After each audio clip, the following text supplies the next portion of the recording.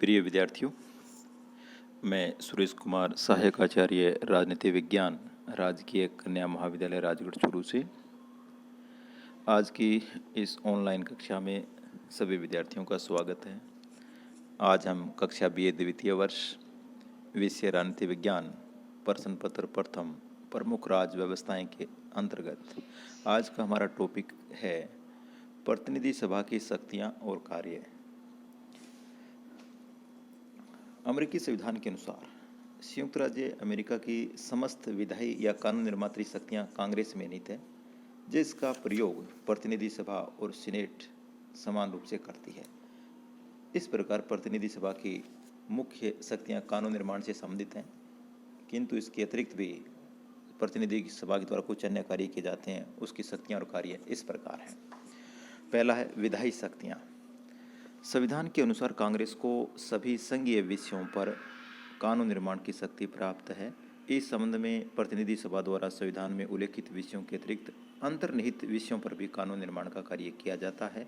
कानून निर्माण के संबंध में कांग्रेस के दोनों सदनों को एक समान शक्ति प्राप्त है।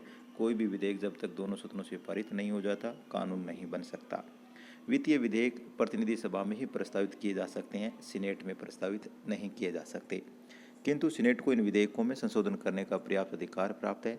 ऐसा प्रतीत होता है कि संविधान निर्माता कानून निर्माण के क्षेत्र में प्रतिनिधि सभा को सर्वोपरि स्थान या स्थिति देना चाहते थे, किंतु कालांतर में कानून निर्माण के क्षेत्र में भी सीनेट ने प्रतिनिधि सभा के समकक्षी और व्यवहार में कभी कभी शक्तिशाली स्थिति प्राप्त कर ली है।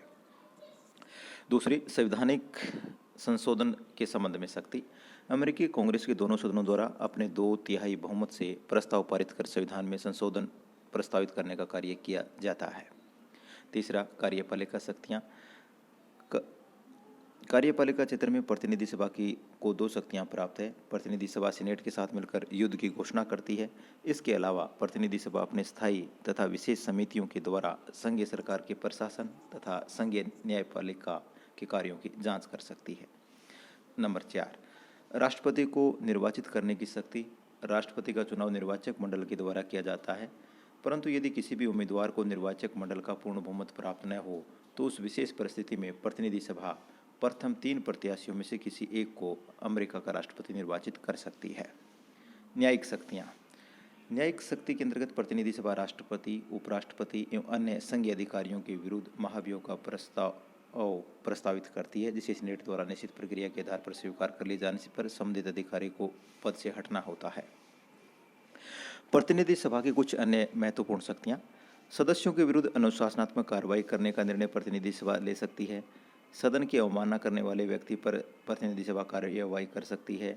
अपने कार्य प्रणाली के संबंध में नियम निर्माण का अधिकार प्रतिनिधि सभा को प्राप्त है। सदस्यों के लिए योग्यता का निर्धारण भी प्रतिनिधि सभा कर सकती है। सदस्यों के चुनाव संबंधी विवादों का निर्णय भी प्रतिनिधि सभा द्वारा किया जाता है। प्रतिनिधि सभा 2/3 बहुमत से किसी सदस्य को दोषी ठहराए तो उसकी सदस्यता समाप्त हो सकती है। आज की इस ऑनलाइन कक्षा में हमने प्रतिनिधि सभा के कार्य और शक्तियों के बारे में जाना। आज इतना ही। धन्यवाद, बहुत बहुत आभार।